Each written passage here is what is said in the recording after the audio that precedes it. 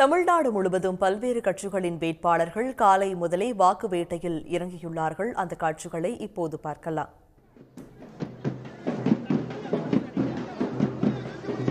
திருமயத்தில் அதிமுக வேட்பாளர் வைரமுத்து தீவிர பரப்புரையில் ஈடுபட்டார். கிராமங்களில் மக்களை சந்தித்து அவர் ஆதரவு திரட்டிய அந்த காட்சிகளை இப்போது பார்த்து வருகிறோம்.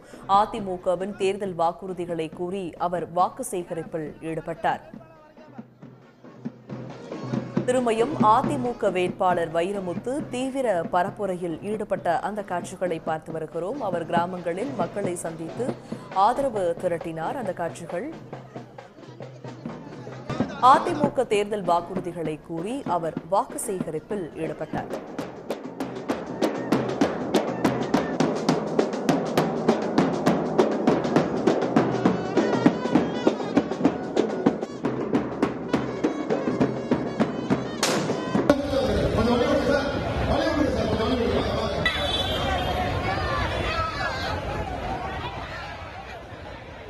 திருவொற்றியூரில் போட்டியிடக்கூடிய மார்க்சிஸ்ட் கம்யூனிஸ்ட் கட்சியைச் சேர்ந்த வேட்பாளர் தீவிர வாக்கு சேகரிப்பில் ஈடுபட்டிருக்கிறார். எடப்பாடி அன்புமணி மிரட்டி கூட்டணியில் பாஜக சேர்த்திருப்பதாக அந்த பிரச்சாரத்தின் போது அவருக்கு வாக்கு கேட்டு சென்ற தொல் திருமாவளவன் தெரிவித்து பேசி வருகிறார். அந்த காட்சிகளை நாம் பார்க்கிறோம். அவர்கள் RSS பிஜேபி கட்டுக்குள் முடங்கி கிடக்கிறார்கள். அவர்களுடைய கட்டுப்பாட்டுக்குள்ளே இருப்பார்கள். அதை அதிமுக கூட்டணி என்று கூட எடப்பாடி பழனிசாமி அவர்களால் சொல்ல முடியவில்லை.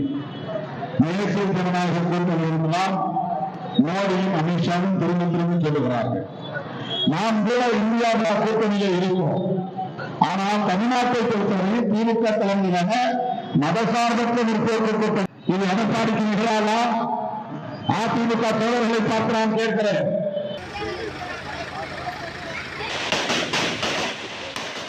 திருப்போரூர் தொகுதி பாமக வேட்பாளர் பாலு பரப்புரையில் ஈடுபட்ட அந்த காட்சிகளை பார்த்து வருகிறோம். பட்டாசுகள் வெடித்து இசை வாத்தியங்கள் முழங்க அவருக்கு மக்கள் வரவேற்பு அளித்திருக்கிறார்கள். கூட்டணி கட்சியினருடன் பாமக வேட்பாளர் வாக்கு சேகரிப்பில் ஈடுபட்டார். அந்த காட்சிகள்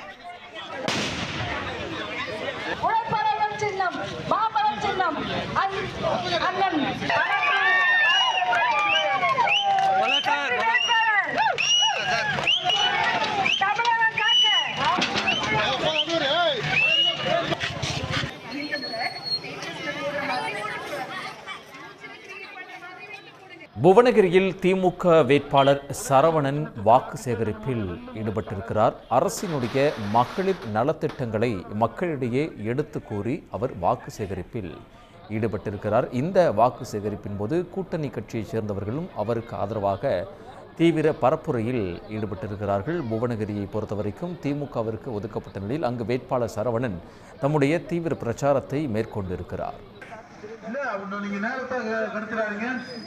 இருசக்கர வாகனத்தில் அடுத்த மாசத்துல இருந்து 2000 ரூபாய் வாங்க போற சின்னம் தான் உதயசூரியன். எப்படி இப்படியே திரும்பிருக்கா?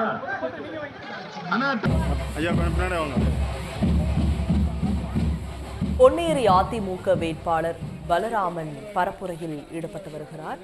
திறந்த ஜீப்பில் வீதி வீதியாக சென்று அவர் வாக்கு சேகரிப்பில் ஈடுபட்ட அந்த காட்சிகளை பார்த்து வருகிறோம். மும்மத வழிபாட்டு தலங்களில் வழிபாடு செய்து அவர் பரப்புரையை தொடங்கினார்.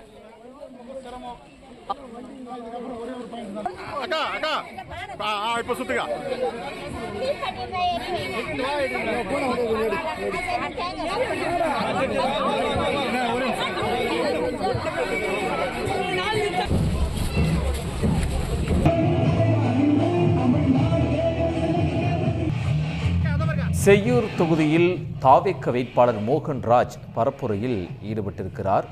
மூதாட்டியிடம் விசில் கொடுத்து அவர் வாக்கு சேகரித்து வருகிறார். கிராம பகுதிகளில் தாவேக்கவினர் தொடர்ந்து தங்களுக்கு ஆதரவுகளை திரட்டி வருகிறார்கள்.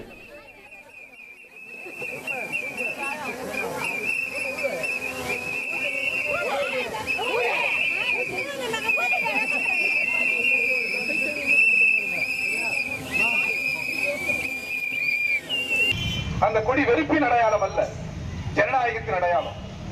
சங்கராபுரம் திமுக வேட்பாளர் வாக்கு சேகரிப்பில் ஈடுபட்ட அந்த காட்சிகளை பார்க்கிறோம். இந்திய கம்யூனிஸ்ட் மாநில செயலாளர் வீரபாண்டியன் பரப்புரை மேற்கொண்டார்.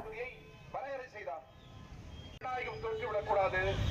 நீங்கள் ஜனநாயகத்தின் கழுத்தையே நெருக்கிறீர்கள், தமிழ் மண் அனுமதிக்காது என்று கருப்பு கொடியை முதல்வர் ஏற்றி வைத்தார். அவரது வேண்டுகோளுக்கு செவிமடுக்கவில்லை. கேரள முதல்வர், கம்யூனிஸ்ட் முதல்வர் விஜயன் வேண்டுகோள் விடுத்தார், கேட்கவில்லை. தென்பகுதியின் கருத்தை நீங்கள் கேட்கவில்லை. நாடாளுமன்றம் கூடியது. என்ன நடந்தது? வரலாறு காணாத தோல்வியை நீங்கள் அடைந்தீர்கள். அதற்கு காரணம் தமிழ்நாடு, தமிழக முதல்வர் இருந்துதான் ஜனநாயகத்துக்கான பெரும். உடனுக்குடன் செய்திகளை தெரிந்து கொள்ள சன் நியூஸ் பெல் ஐகானை கிளிக் பண்ணுங்க.